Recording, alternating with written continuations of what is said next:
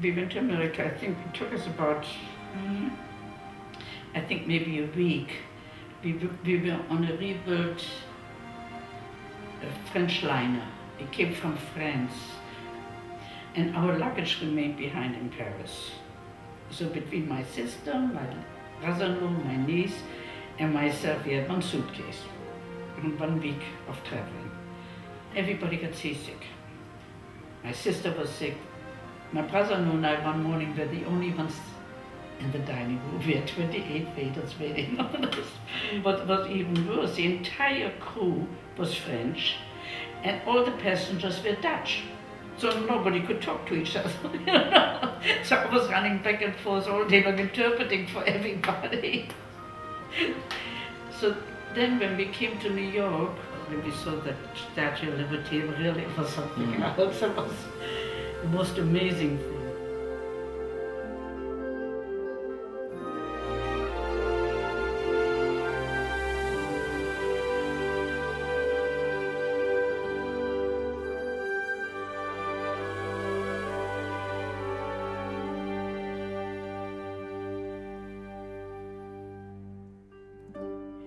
My brother-in-law had a brother living in New York who picked us up at the dock. And then we were able to send telegrams to Paris to find out where our luggage was. 2 weeks later, it got into Hoboken, New Jersey. We got every piece of luggage.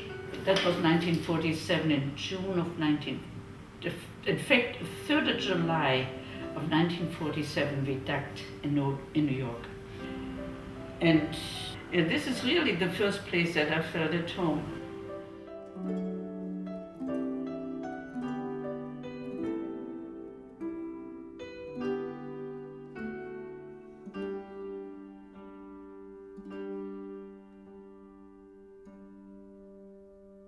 When I was 10 days in America, I looked for factory jobs.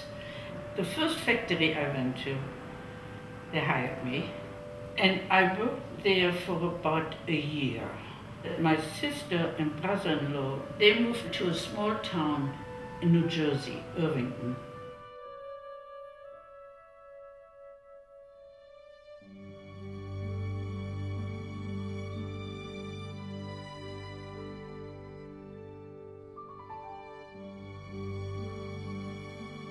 I didn't know who he was, so I went to his factory, dropped off the work, said goodbye to him, and that was it.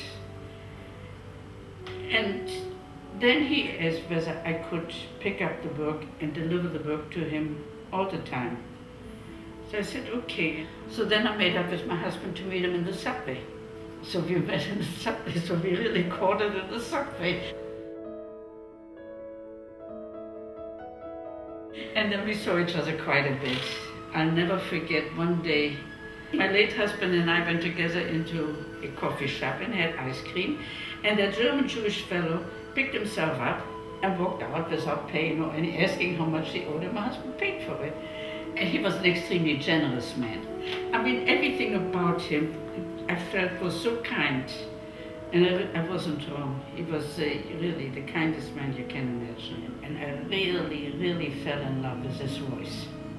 He had the most beautiful singing voice you could imagine.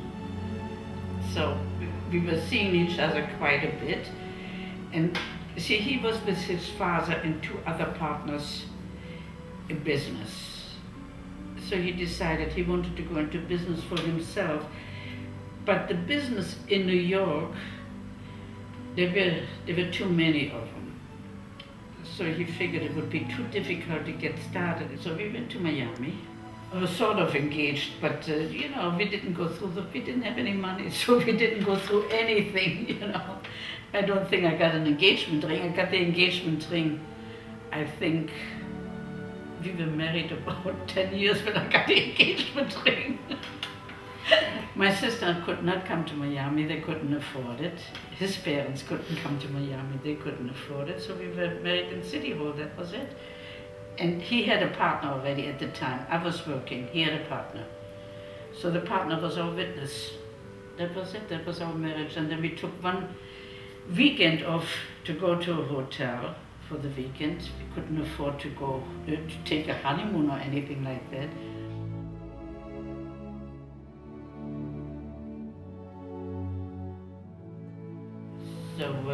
we started a factory of our own, and we were working together since the whole time we were married.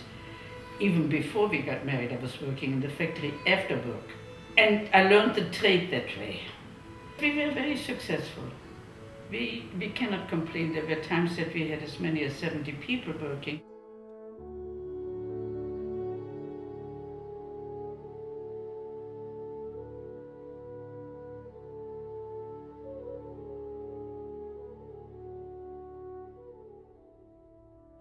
At first, I really didn't want any children because of all the mess and everything, you know. But then we decided, yes, we're going to have a child. I was almost 35. I waited a long time. I worked Saturday, and my son was born Sunday morning at 11:14. I woke up Sunday morning at 9:30 with labor pain. Okay. I slept all night long and I woke up with labor pain.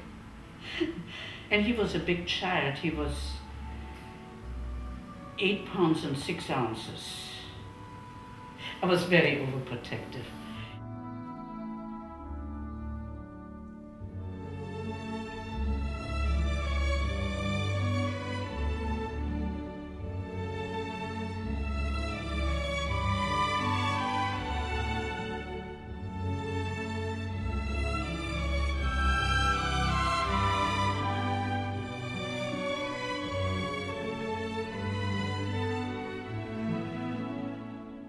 Almost had to go back to work immediately because our business was not a one-person's business. My husband was outside, I was inside. It just could not be run by one person only. So I had to get a nurse who we had to pay more than I was making in the business, you know. Gary grew up as a very spoiled little boy. He was the only baby in the family for the longest time. We had one housekeeper who was very, very good. And she fell in love with our son. She spoiled him rotten. And she only was with us 26 years. She was part of the family. She lived with us. She got up every morning at 6:30. She woke us. She was like grandmother to everybody. She was a wonderful person. When she died, our son came to Miami to see her, and she died the next day. We all said that she just lived long enough to see him again. She was crazy about him. He was a nice kid. I mean, nobody ever was angry at him. He was a good student. He belonged to the National Honor Society. And he became an attorney. First, actually, after he came out of college, he became a computer programmer, a systems designer. And then when his daughter was born, he said, you know, he thinks he's going to go to law school. So they moved to Washington, D.C. He went to law school there. He ran their computer department during the day, and he went to night school. And I have a picture of him with his daughter in his hand and his son in his arms, getting his diploma. And he got a job in LA, came to LA and took the bars and passed it at first try. It was pretty good.